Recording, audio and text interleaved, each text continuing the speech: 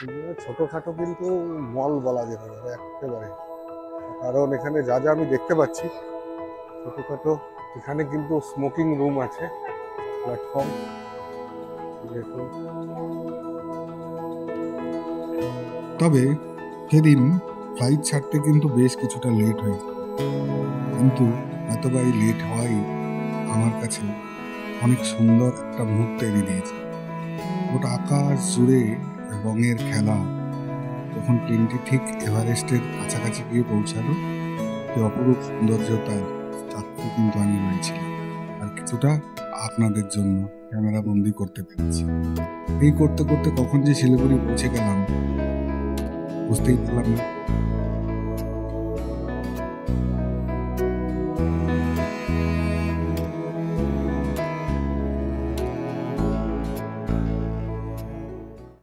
চলুন এবার যাওয়ার পালা। দিল্লিকে বাই বাই করে উবের থেকে গাড়ি বুক করেছি, এয়ার ইন্ডিয়ার ফ্লাইট 3:50-এ।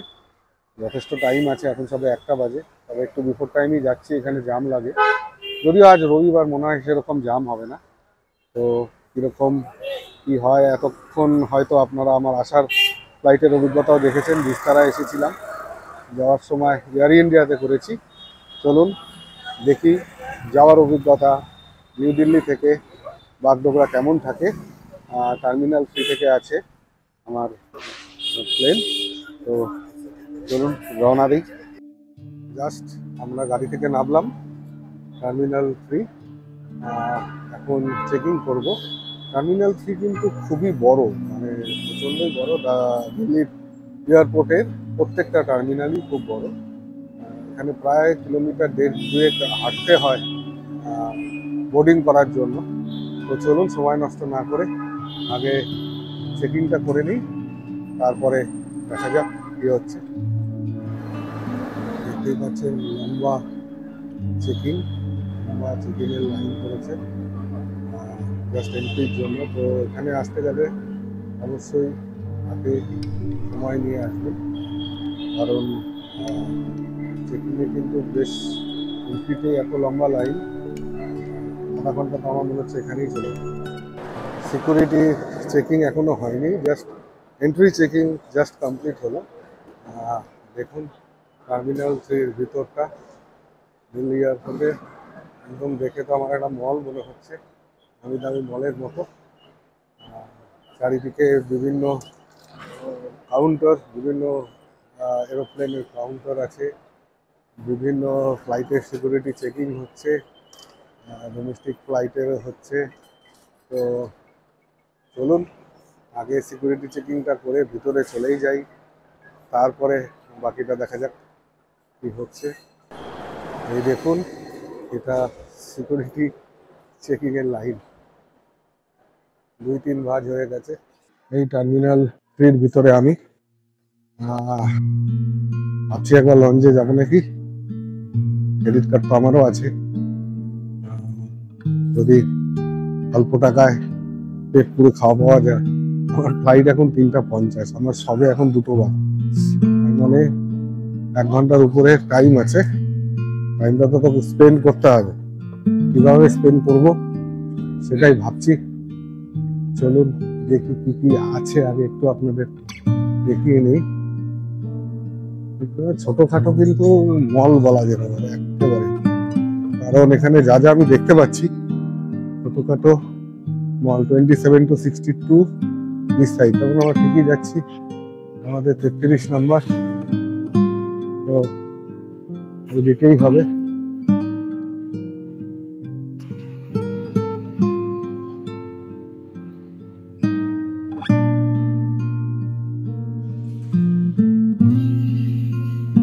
এরিয়া উপরে এখানে ফুড স্টল আছে, চিল্ড বিয়ার, সফট বিয়ার, অনেক কিছুই আছে। এই হলো, চলুন আগে আমাদের গেটটা দেখে আসি, তারপরে এইদিকে যাওয়া যাবে। এখানে হলদিরামের শোরুম, নন্দনগ্রামের শোরুম আমি টার্মিনালের বাইরেও দেখছি, ভিতরেও দেখছি। বন্ধুরা, এই দিল্লি এয়ারপোর্টের টার্মিনাল 3, যার মধ্যে দিয়ে যাচ্ছি।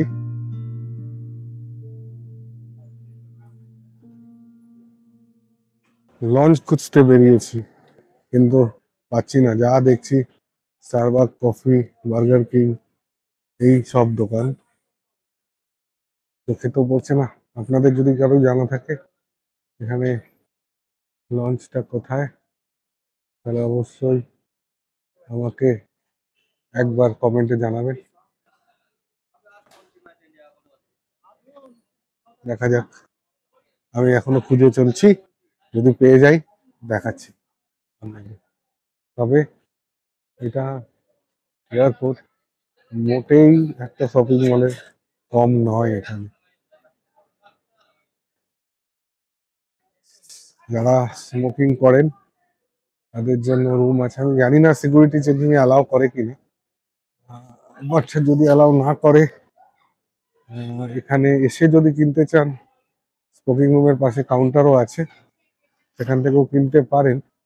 কিন্তু যা দাম শুনলে চক্ষু চরকগাছ হয়ে যাবে। গোলফ্লেকের এক প্যাকেট 340 টাকা চাইলো।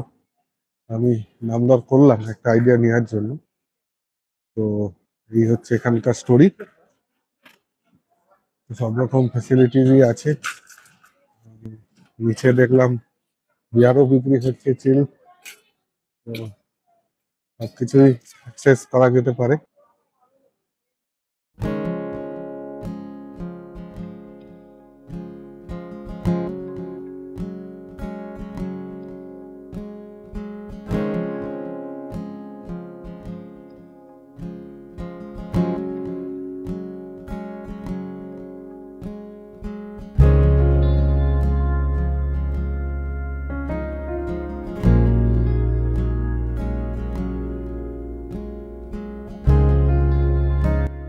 এখানে সেলফ কিওস্কও আছে, তো সেলফ কিওস্ক থেকে পে করেও কিন্তু জিনিস আপনারা কিনতে পারেন। দাম মোটামুটি রিজনেবলই দেখলাম।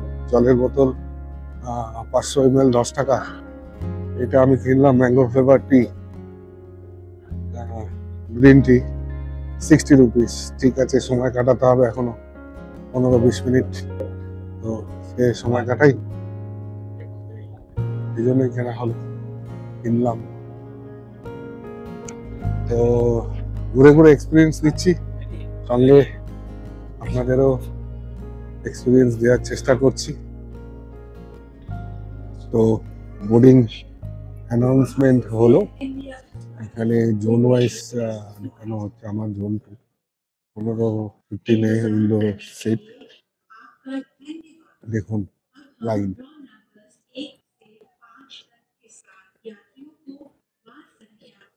তার মানে আজও পুরো ফ্লাইট ফুল। আসার দিনও তাই ছিল, এখনো তাই। চলুন এরপরের ফ্লাইটের ভিতরে আপনাদের দেখাচ্ছি এখানকার অ্যারেঞ্জমেন্ট কেমন। বিস্তারাতে আমার এক্সপিরিয়েন্স ভালোই ছিল। এবার এয়ার ইন্ডিয়া এক্সপেকটেশন তো অনেক হাই, দেখা যাক সেই এক্সপেকটেশনে দাঁড়িয়ে থাকতে পারি কিনা।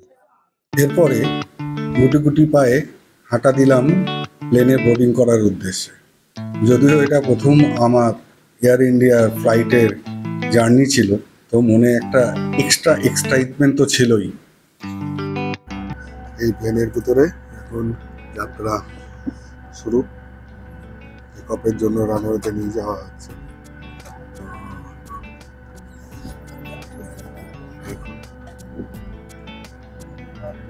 প্লেন পিছন দিকে চলছে। আজ একটু লেট হয়ে গেল, কারণ 3:50 টাইম ছিল, এখন বাজে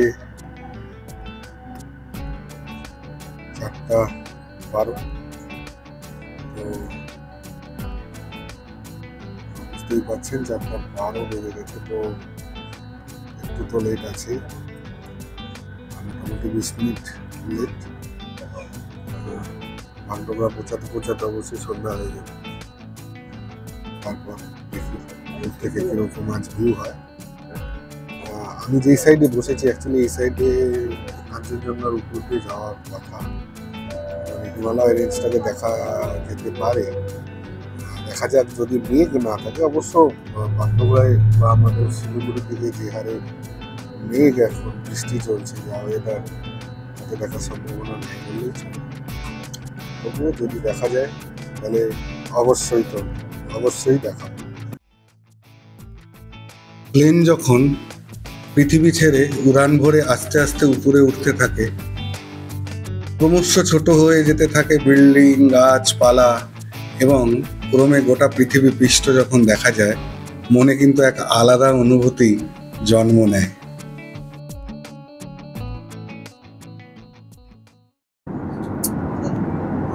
প্লেন এখন স্টেবল হয়ে গেছে, টেক অফ কমপ্লিট, সেটা চলছে। নিচে সেরকম কিছু পাওয়া যাচ্ছে না, পুরো মেঘলা হয়ে আছে।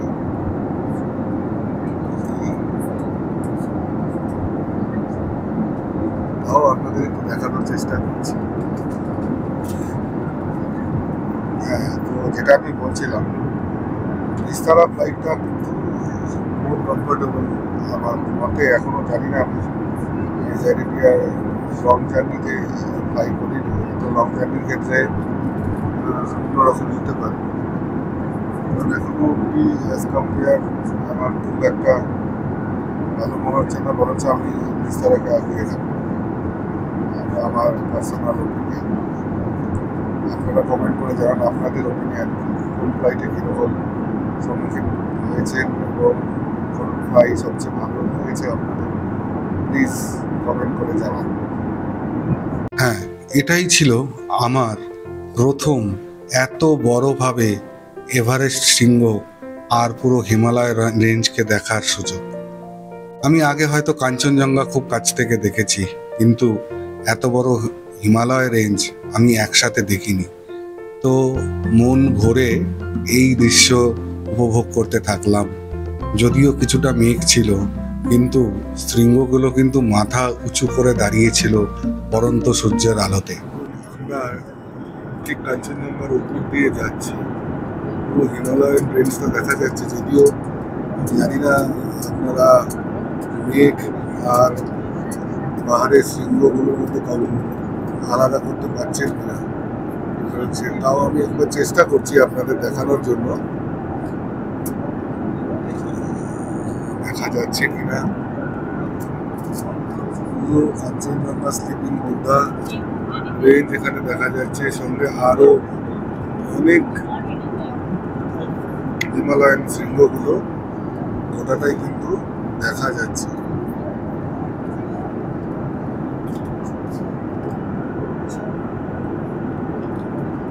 যদি আজ ক্লিয়ার স্কাই থাকতো তাহলে দেখা যেত প্রচন্ড মেঘ করে আছে আকাশে, তার জন্য ভিজিবিলিটি অতটা ক্লিয়ার নেই। বাট খালি চোখে তো ভালো দেখা যাচ্ছে। এই ক্যামেরায় কতটা আসছে সেটা আমি জানি না, কতটা ক্লিয়ার আসছে এটা যখন এডিটিং করব তখনই আমি দেখতে পারবো, তার আগে তো দেখার উপায় নেই। তবে চেষ্টা করছি জুম করে কিছুটা আনার, আরেকটু কাছে আসলে যদি আরেকটু ভালো হয় চেষ্টা করব দেখানো। সন্ধ্যা নামার মুখে আকাশের রঙের বিচিত্র দেখে সুন্দর কালার এখানে দেখা যাচ্ছে মেঘেদের উপর। আজ কিন্তু গোটা আকাশে শুধু মেঘ আর মেঘ, নিচের কিচ্ছু দেখা যাচ্ছে না। যেটা ভালো লাগছে সেটা হলো এই কালার, যেটা আমরা হয়তো পৃথিবী থেকে দেখতে পাই না। পৃথিবী থেকে 35,000 ফিট উপরে এই কালারের খেলা আমরা লক্ষ্য করছি, তাই ক্যামেরা বন্দি করার চেষ্টা করছি। সন্ধ্যের আকাশ আর হিমালয় আর তার রিফ্লেকশন গোল্ডেন কালারের, দেখতে দেখতে চোখ জুড়িয়ে গেল, আর কখন যে শিলিগুড়ি পৌঁছে গেলাম বুঝতেও পারলাম না। এই জার্নিটা অনেক দিন আমার মনে থাকবে। আর আপনারাও যদি এরকম স্মরণীয় মুহূর্তের জন্য সাক্ষী হতে চান, তাহলে চ্যানেলটিকে সাবস্ক্রাইব আর লাইক আর শেয়ার করে রাখুন।